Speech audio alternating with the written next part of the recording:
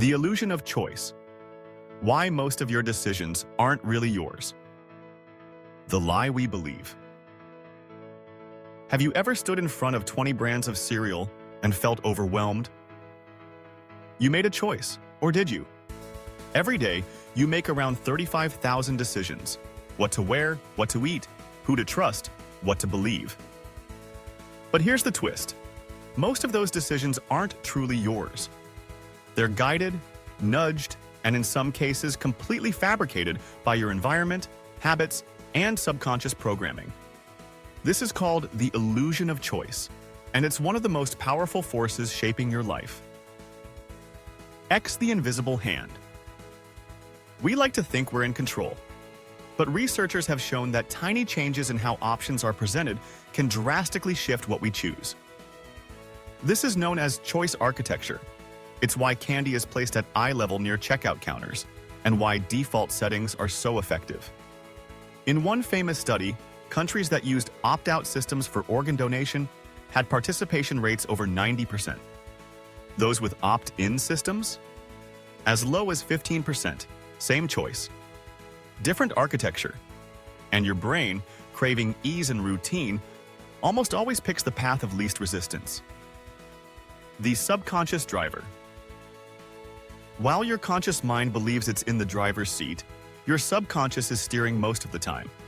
Studies in neuroscience show that your brain often makes decisions up to 7 seconds before you're aware of them. Think about that. You decide only after your brain already has. This is how habits form, how we rationalize after acting, and why we often repeat mistakes. Not because we're irrational, but because we're operating from pre-programmed scripts. And unless we bring them into awareness, they run the show. The illusion fuels control. Now, here's the wild part. The illusion of choice is not just a side effect. It's intentionally engineered. Marketers use it to influence what you buy. Politicians use it to shape how you vote. Apps use it to decide what you see and what you don't.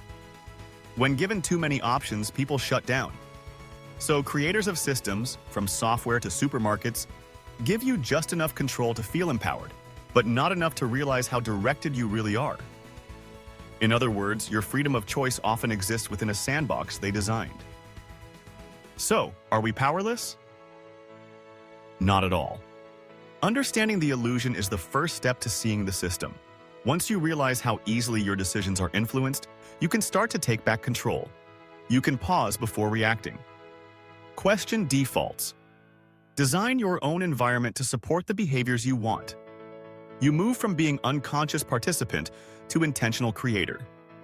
And in a world where AI, algorithms, and systems know more about your behavior than you do, that awareness becomes a superpower. Finally, most of what you do is automatic, but that doesn't mean you're trapped, because the moment you become aware of the illusion, it breaks. You begin to think for yourself. You begin to choose, consciously. Thank you for watching.